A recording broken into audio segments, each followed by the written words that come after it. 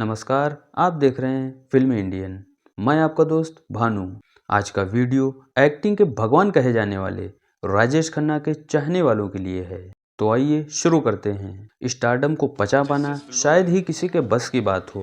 जब रातों रात आप सबके चहेते बन जाते हैं, आपकी एक झलक पाने के लिए दुनिया पागल हो जाती है, तब कोई भी इंसान सातवें आसमान पर चढ़ ही जाता है। ऐसा ही कुछ राजेश खन्ना के साथ भी हुआ। 1969 की फिल्म आराधना के बाद राजेश खन्ना एक स्टार बन के उभरे थे। इनके पास बैक टू बैक कई फिल्में थीं और सभी फिल्में हिट, सुपर हिट या फिर ब्लॉकबस्टर थीं। लगातार 13 फिल्में थीं इसी लिस्ट में। इसी दौरान इन्होंने एक नया बंगला भी खरीदा था और पूरी फैमिली वहीं शिफ्ट हो गई थी।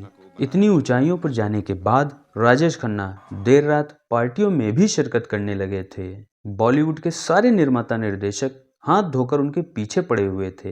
उनके घर के बाहर रात दिन निर्माताओं की लाइन लगी रहती थी। अगर वे बीमार हुए और हॉस्पिटलाइज्ड हुए तो उनके आसपास के कमरे निर्माता बुक कर लेते थे और जब भी मौका मिलता था स्क्रिप्ट सुना देते थे।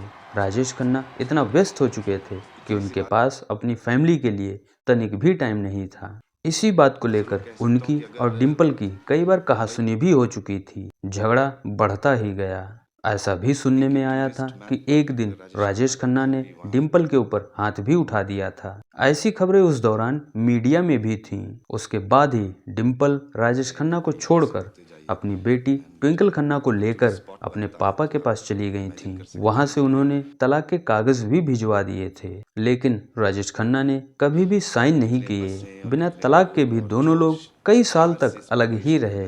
अकेले हो जाने के कारण राजेश खन्ना डिप्रेशन में चले गए। धीरे धीरे उन्होंने फिल्में करना भी छोड़ दिया था। इतने डिप्रेस हो गए कि शराब पीना भी शुरू कर दिया था। बंगले में अकेले रहते रहते उनके मन में आत्महत्या जैसे ख्याल तक आने लगे थे।